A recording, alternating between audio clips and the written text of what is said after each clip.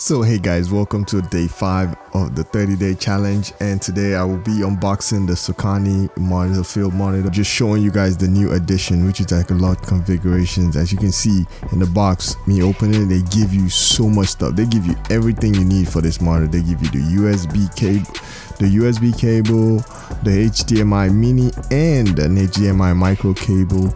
They give you a battery holder. They give you like the MP750 battery. They give you a USB for charging. They give you everything. They give you an instruction manual, and they give you 2 screen protectors and a cleaning cloth. This is such a great packaging. Like they put thought into their packaging, and that's the reason why I really like this monitor, and I would recommend it to any of you going into filmmaking, because you can use all of the features. And this monitor, it's only 450 nits, but it has some pro features like false color, your histogram, your focus peaking, and many more. You can monitor your sound. You can put in like bars, like movie bars, like 2.31 to crop bars to like crop your images in the monitor. It's such a great addition. Like they put thought into this monitor. And I picked up a coil cable because I didn't really like the stiff cable that it came with.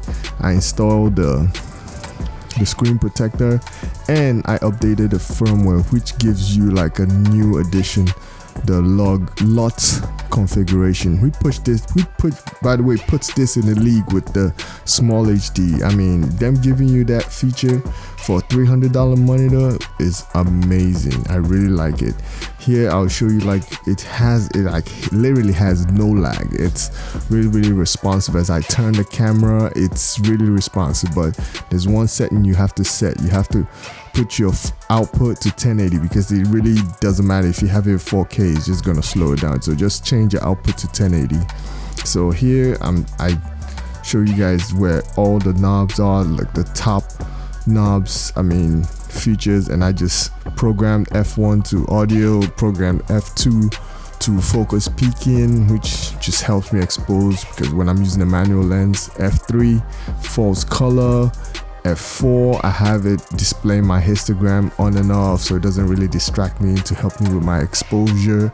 And there are more features. Like if you go into the menu, you can see there are more features to be explored. And I just want to highlight the new feature they just added with the new update, which is the LUT configuration. And now you can load in your own personal LUTs and use them in your footage, which is amazing.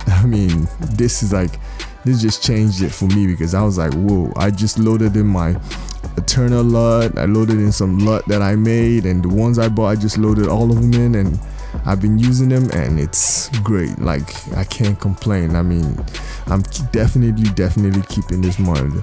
I wish it was the Atomos V5, but it's not. I just installed it on my XT2 rig, and I'm still working links, because I actually got a monitor holder from small rig, which replaced that knob, because I really didn't like the height of the monitor. So now I kind of changed it. I'm kind of working some new processes to change it and see how it works well with my video shooting. Well guys, that's the end of my video. I appreciate you guys sitting here and watching my videos. I've gotten a lot of support from Instagram from you guys. If you don't want a link to my Instagram, check down below.